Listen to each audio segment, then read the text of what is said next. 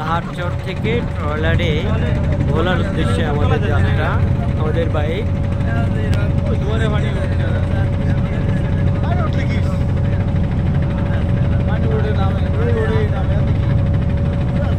সাধারণত যাতায়াতের ব্যবস্থা ছিল, ওখান থেকে লঞ্চে যাওয়ার ব্যবস্থা ছিল, কিন্তু একটু বিকল্প অ্যাডভেঞ্চারাস টাইপসের নিয়ে তো যাত্রা শুরু করলাম ভোলার উদ্দেশ্যে।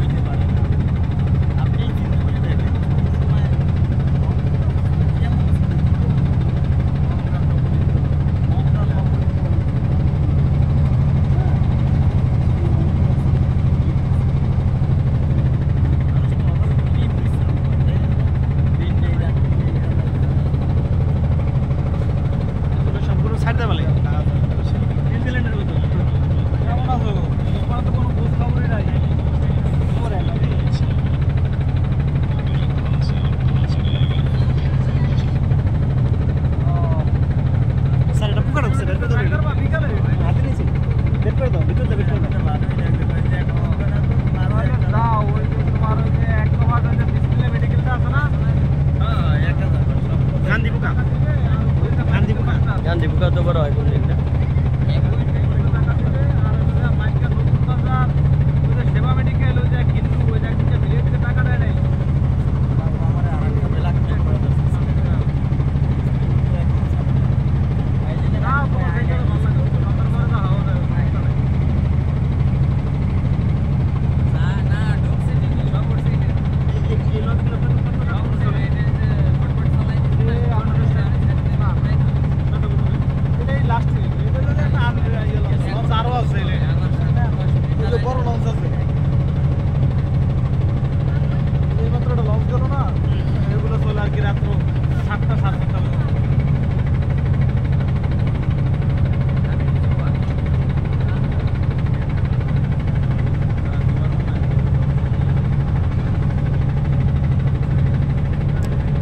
প্রথমে আসছি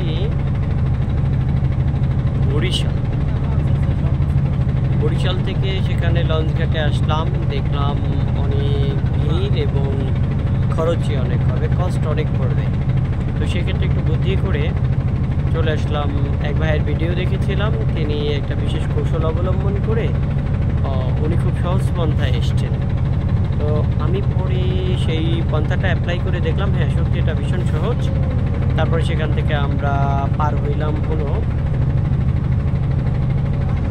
চরকাওয়া, কাওয়ার চর যেটাকে বলে, সেটা পার হইলাম।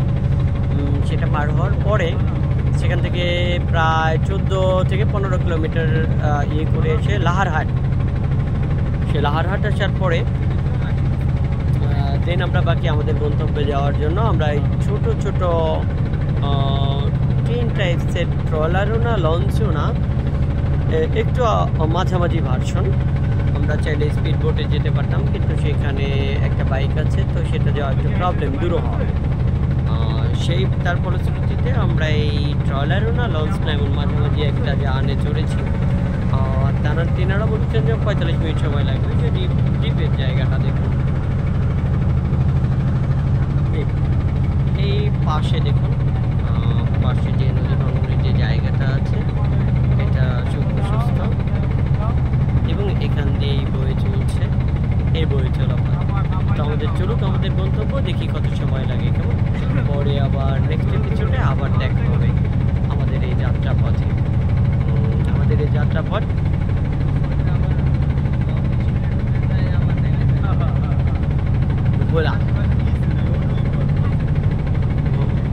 ভোলা পর্যন্ত যাব। ভোলার পরে সেখান থেকে বিভিন্ন জায়গায় আরও ঘোরার প্ল্যান আছে। প্রকৃতি এমন সময় সব কিছু মিলেমিশে যেটা সুবিধা হয়, সেই সুবিধার জন্যই অপেক্ষা করতে থাকা ছাড়া আর কিছু উপায় নেই। দেখি কত সময় লাগে। অবশ্যই ভালো থাকবেন, শুভকামনা রইল সবার জন্য।